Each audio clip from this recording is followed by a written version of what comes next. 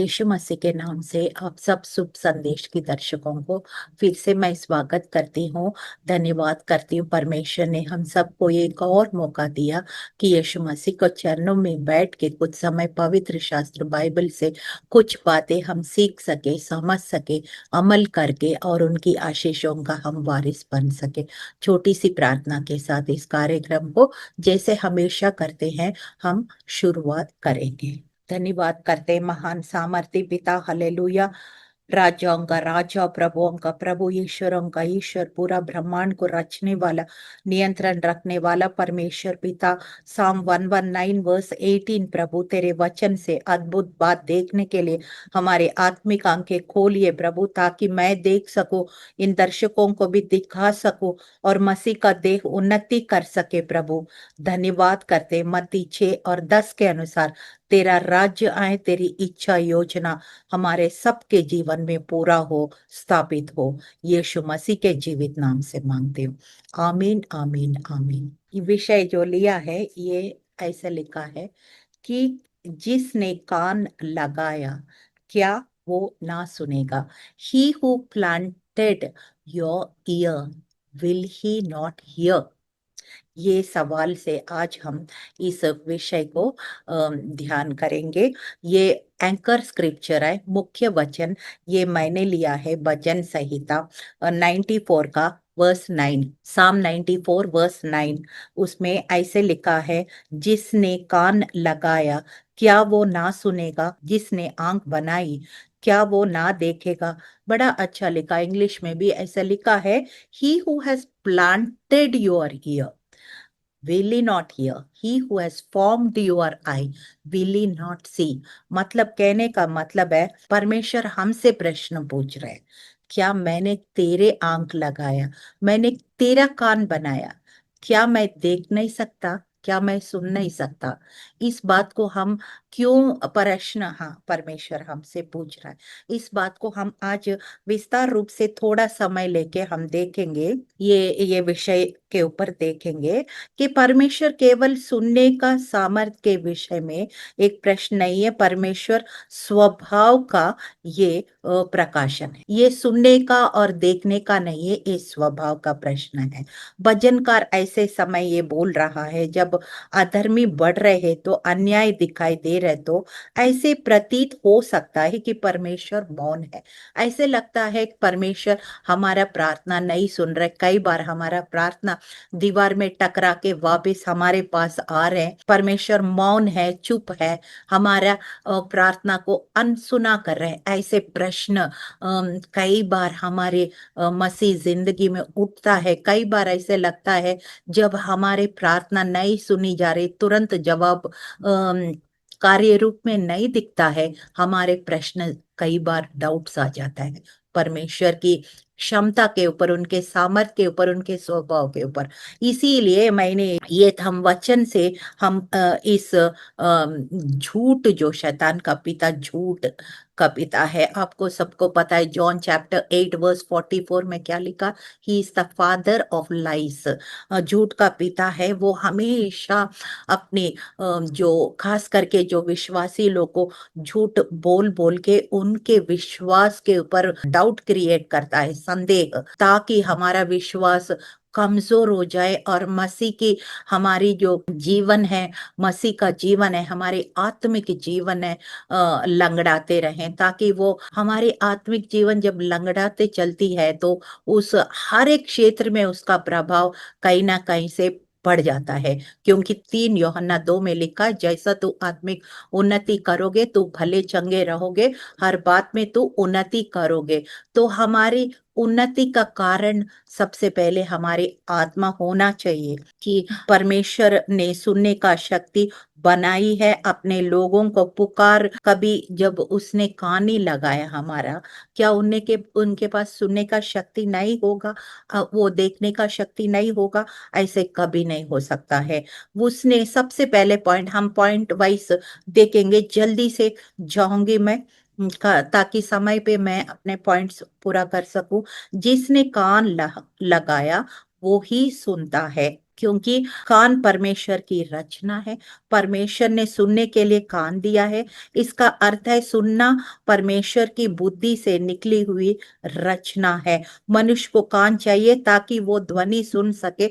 परमेश्वर को सुनने के लिए किसी शारीरिक कान का भी जरूरत नहीं है, वो आत्मा है। क्योंकि जॉन चैप्टर 4 वर्स 24 में लिखा, परमेश्वर एक आत्मा है।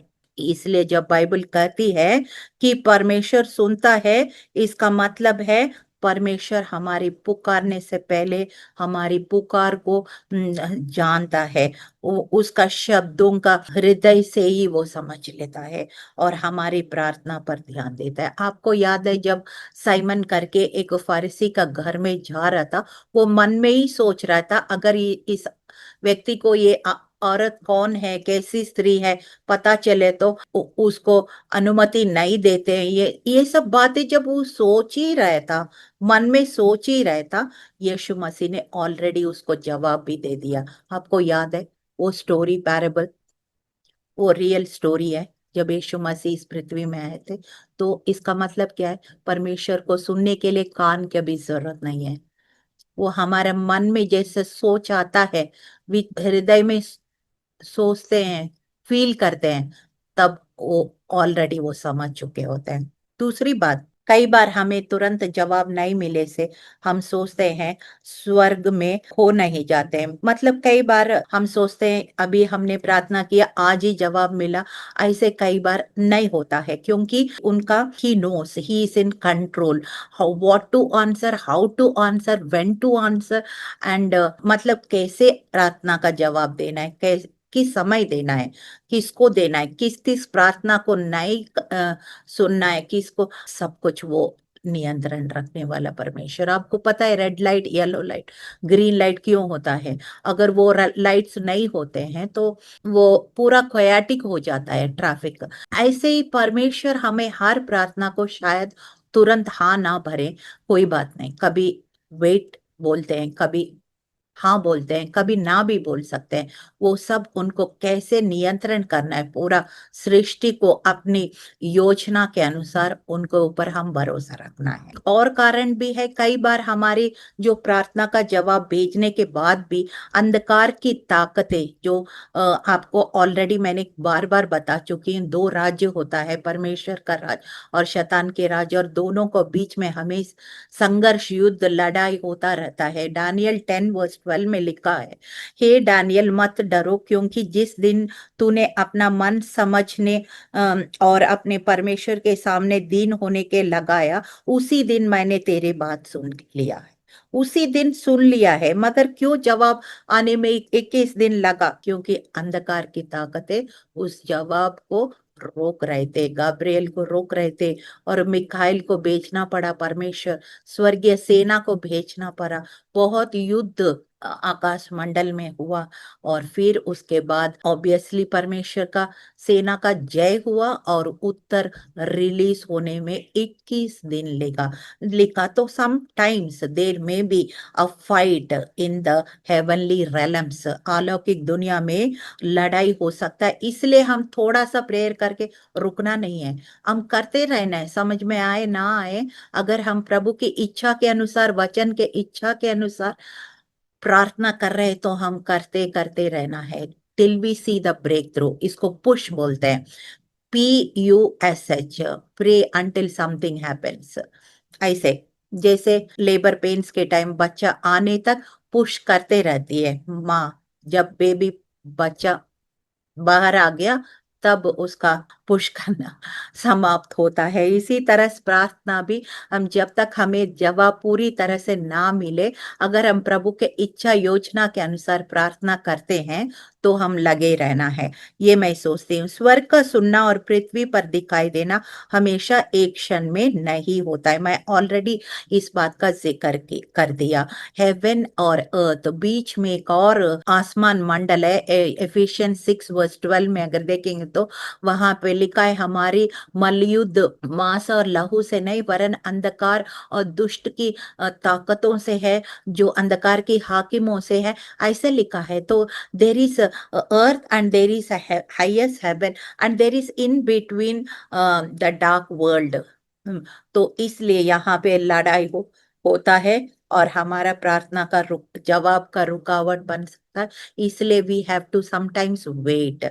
सो इसका मतलब नहीं है कि हम थोड़ा सा प्रेयर करके छोड़ दिया, नहीं, ऐसे नहीं करना है। कई बार हमें लगता है परमेश्वर मौन है, मतलब he is not speaking to you.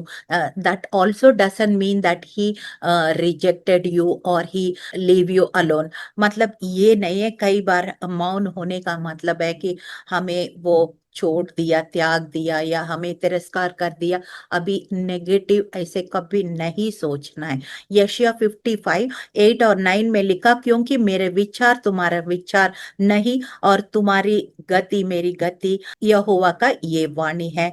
क्योंकि हम सिर्फ वर्तमान में देखते हैं, हम सिर्फ इमीडिएट ग्रेटिफिकेशन कई बार हम देखते हैं, मतलब उसी टाइम जो सोचा हम, लेकिन हो सकता है परमेश्वर दूर दृष्टि से सोचते होंगे। जैसे हम माँ बाप के बच्चों को परवरिश करते समय इस चीज का अनुभव करते हैं। बच्चों को जो चाहिए हम नहीं देते कई बार, बेटा ये अच्छा नहीं आपके लिए, अब रहने दो, अभी थोड़ा सा बड़ा हो जाएगा तब हम देंगे ये चीज, तब आपको समझ आएगा और इसको कैसे हैंडल करना है आपको आ जाएगा।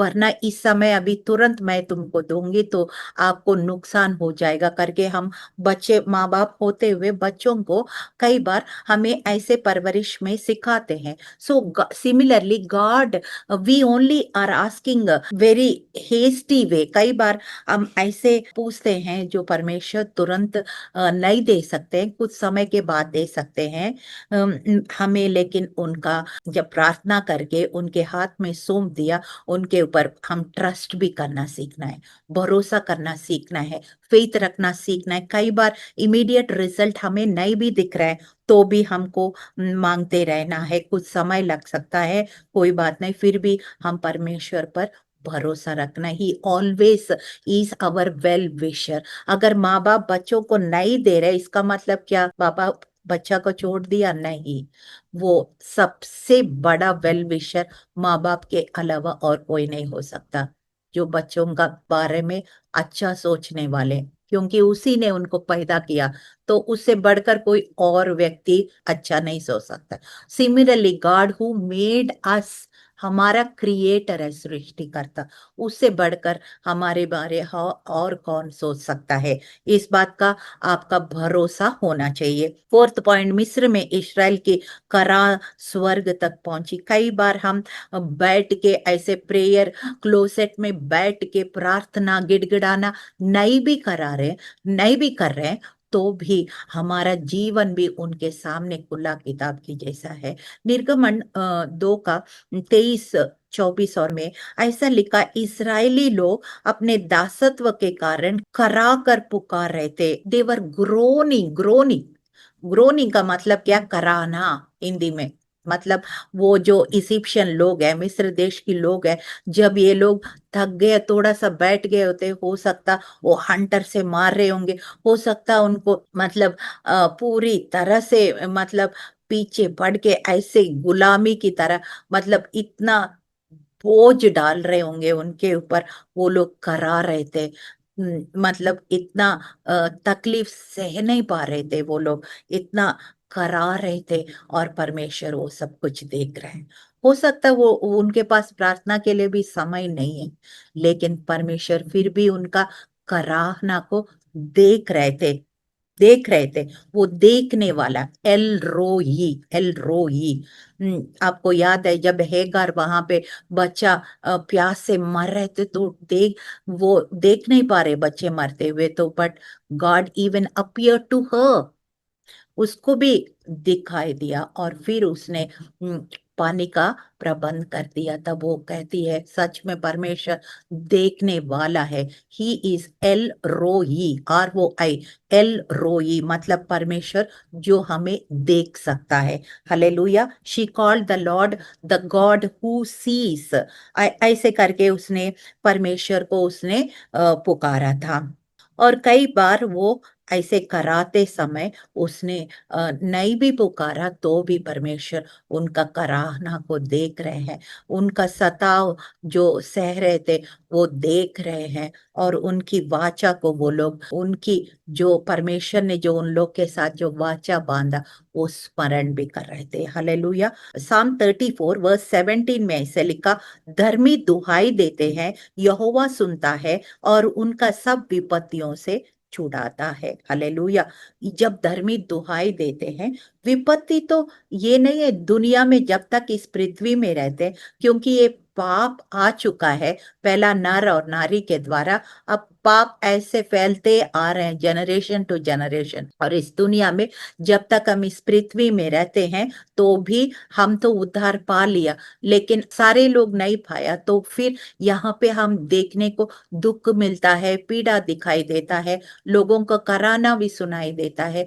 बहुत सारी बातें हम अपने आंखों से इस पृथ्वी में जब तक हम जिंदा है हम देखते रहेंगे, और उनको एक आशा दिला सकते हैं। हमारा काम यही है, क्योंकि हमने आशा पाई है, और दूसरों को भी हम आशा दिला सकते हैं। भजन संहिता 34:8 में लिखा है, यहोवा टूटे मन वालों को समीप रहता है। ऐसे पता है आपको, दुनिया के लोग जिसके पास है उनको और ठूसते रहते हैं, और जो गरीब है उनको कोई पूछता भी नहीं है। एक मैंने देखा कई लोग रिक्शा में आते हैं तो 1 रुपया के लिए 1 घंटा लड़ाई करते हैं, मगर वहां पे एयर कंडीशन, हम शोरूम्स में चले जाते हैं, GST क्या क्या क्या क्या टैक्सेस भर के पूरा 100 रुपया का प्रोडक्ट कई बार 500 में भी खरीद के आ जाते हैं चुपचाप। तो ये दुनिया की तरीका है, लेकिन परमेश्वर ऐसा नहीं है।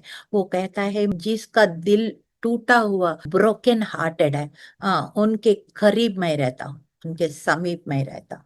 हालेलुया। और उनका जो पुकार है मेरे लिए एक योग्य बलिदान के रूप में पहुंचती है। मतलब he doesn't reject those people even if they are broken from all sides.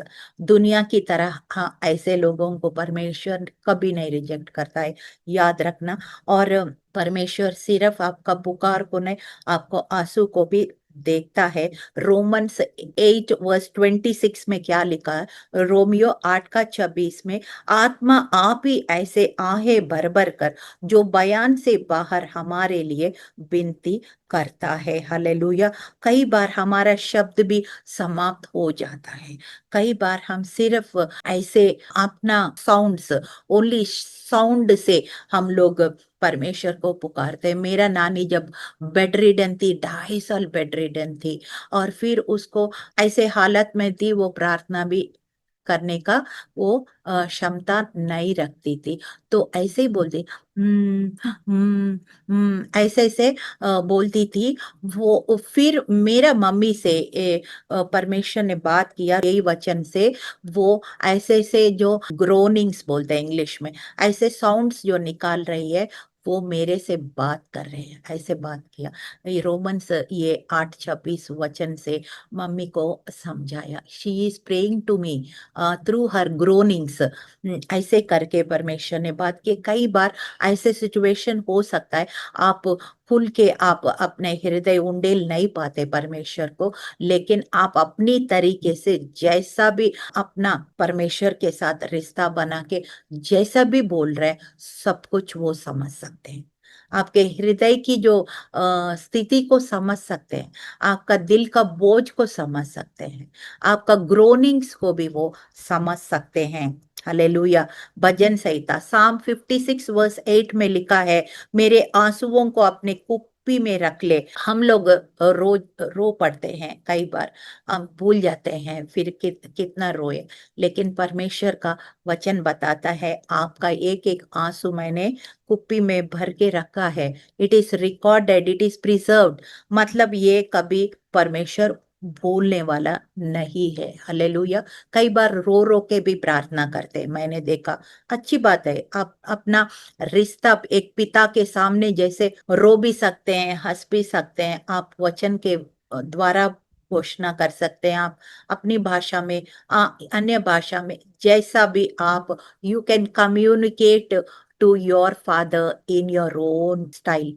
कोई ये पैटर्न नहीं है। लेकिन मैं तो सोचती हूँ वचन के द्वारा प्रार्थना करना और अन्य भाषा में प्रार्थना करना वो ज्यादा इफेक्टिव होता है, क्योंकि वो परमेश्वर की भाषा है। और परमेश्वर की वचन जो रिटन वर्ड, जब when you speak it then it becomes like a rhema word. Hallelujah. तो इसलिए मैं अपने शब्द कम से कम इस्तेमाल करती हूँ, और परमेश्वर का वचन और अन्य भाषा अपनी प्रार्थना में मैं ज्यादा इस्तेमाल करती हूँ। लेकिन आप अपनी तरीके से, आप कैसे भी आप अपने पिता से बात कर सकते हैं। इसमें कोई rule, hard and fast rule नहीं है। परमेश्वर छिपी हुई बात भी सुन लेता है। साम 94 वर्स 7 में लिखा है कि यहोवा नहीं देखेगा और याकूब का परमेश्वर विचार नहीं करेगा। ये दुष्टता का अहंकार है। ऐसे नहीं होता है कि कुछ लोग सोचते हैं अभी कोई नहीं देख रहा है। कौन गलत काम करने समय शैतान ऐसे झूठ बोलता है कि अभी कोई नहीं देख रहा है, अभी सीसीटीवी कैमरा भी नहीं है, कोई विटनेस नहीं है, अभी कुछ भी कर सकते हो, ऐसे बोलता है। झूठ बोलता है शैतान। लेकिन ऐसा नहीं है। He is always ever present, omnipresent, omniscient, omnipotent. He is all present, all knowing, and is all powerful. सर्वशक्तिमान है, सर्वज्ञानी है, सर्वव्यापी है। तो इसीलिए वो हमेशा, हम लोग चुप के कुछ भी नहीं कर सकते। बेडरूम में कुछ, पब्लिक में कुछ डबल स्टैंडर्ड्स नहीं रख सकते हैं। ये बात है, क्योंकि परमेश्वर से कुछ भी चीजें सोच छुपा नहीं सकते। इब्रानियों 4:13 में लिखा, कोई प्राणी उसे छिपा नहीं, वरन जिसकी चर्चा हमें है उसकी आंखों के सामने सब वस्तुएं खुली और बेपर्दा है। Hallelujah. You can hide from human beings but not from God. Hallelujah. परमेश्वर अन्याय का भी पुकार सुन लेता है। ये न्याय के परमेश्वर है। परमेश्वर, गलतियों 6 और 7 में लिखा, धोखा ना खाना, परमेश्वर अपहास का पात्र नहीं, क्योंकि मनुष्य जो कुछ बोता है वो ही काट लेगा। इसलिए यदि किसी ने तुम्हारे साथ अन्याय किया तो तुम्हारा काम प्रतिशोध लेना नहीं है। परमेश्वर न्याय पर भरोसा रख सकते।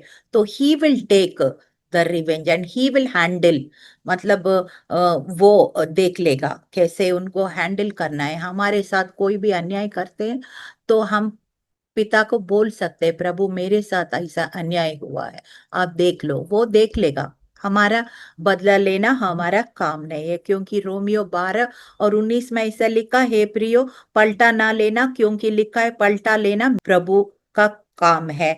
वो ही परमेश्वर, न्याय करने वाला परमेश्वर है। वो सुनता है, वो देखता है, क्या करना है उसी को पता है। Hallelujah.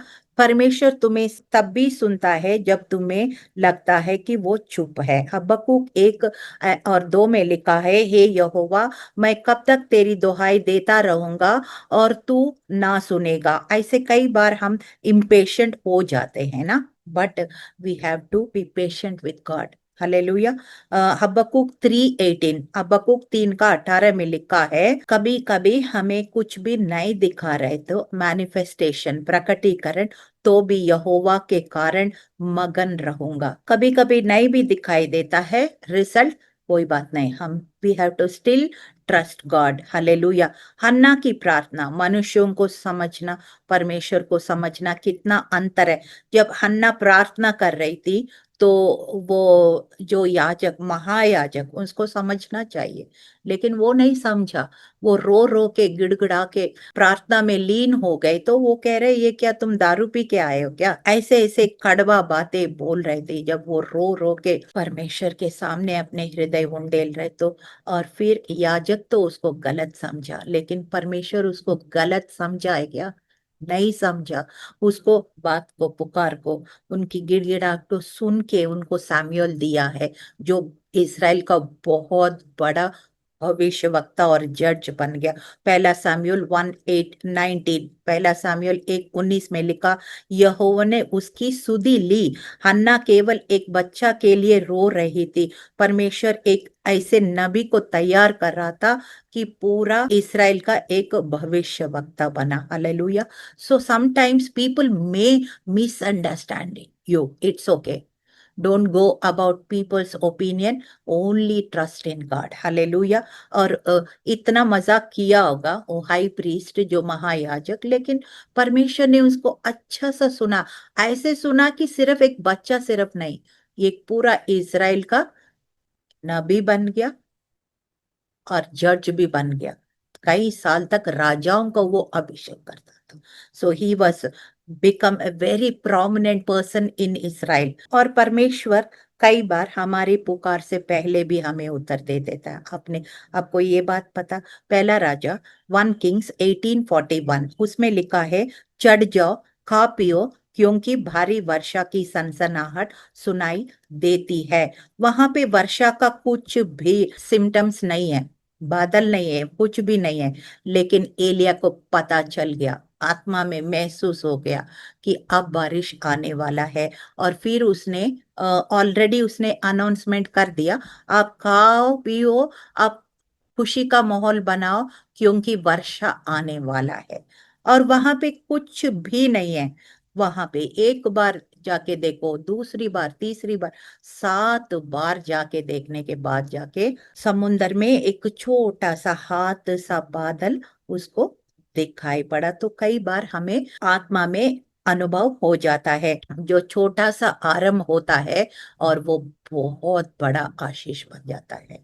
So God will speak to your spirit, from his spirit to your spirit.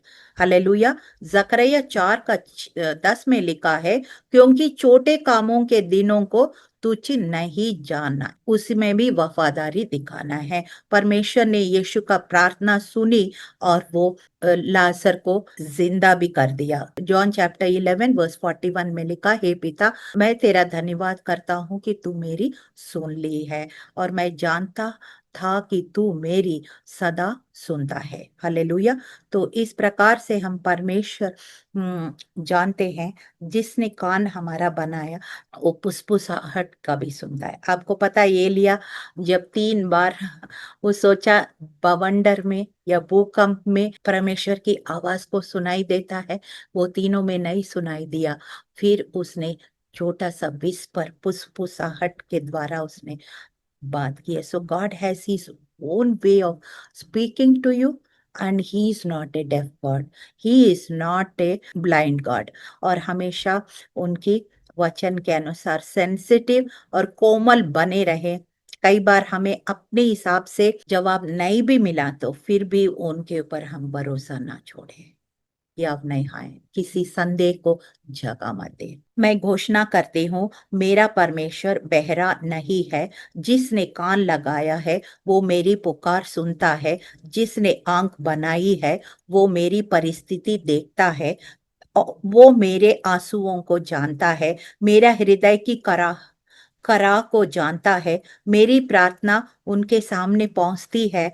मैं उनके मौन को उसकी अनुपस्थिति ने नहीं समझूंगी।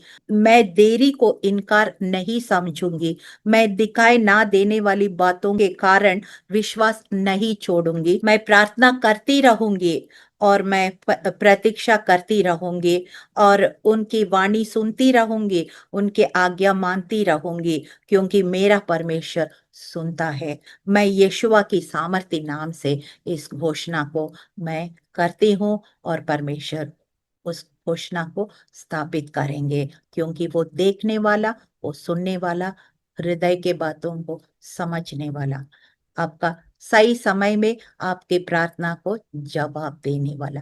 ही who planted your ear will he not hear, he who formed your eye will he not see. God bless you. जय मसीह की।